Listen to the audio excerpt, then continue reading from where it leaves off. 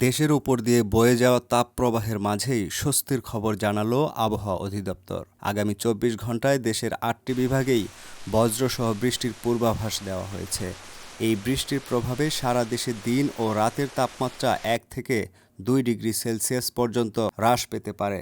শনিবার সকাল ৯টা থেকে পরবর্তী ২৪ ঘন্টার নিয়মিত বুলেটিনে জানানো হয়েছে, লঘুচাপের বর্ধিতাংশ পশ্চিমবঙ্গ ও তৎসংলগ্ন এলাকায় অবস্থান করছে। এর প্রভাবে রংপুর, রাজশাহী, ঢাকা, খুলনা, বরিশাল, ময়মনসিংহ, চট্টগ্রাম ও সিলেট বিভাগের কিছু কিছু জায়গায় অস্থায়ীভাবে দমকা অথবা ঝড়ো হাওয়াসহ বৃষ্টি বা বজ্রসহ বৃষ্টি হতে পারে।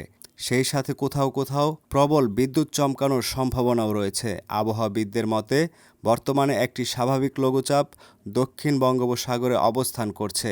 এর ফলে বায়ুমণ্ডলে আর্দ্রতার পরিবর্তন ঘটছে।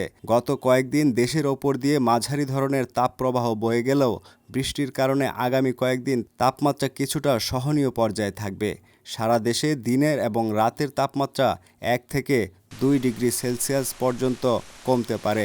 আবহাওয়া অফিসের রেকর্ড অনুযায়ী গত ২৪ ঘন্টায় দেশের সর্বোচ্চ তাপমাত্রা রেকর্ড করা হয়েছে যশোরে ৩৭.৮ ডিগ্রি সেলসিয়াস। অন্যদিকে একই সময়ে দেশের সর্বোচ্চ বৃষ্টিপাত রেকর্ড করা হয়েছে দিনাজপুরে ৪১ মিলিমিটার।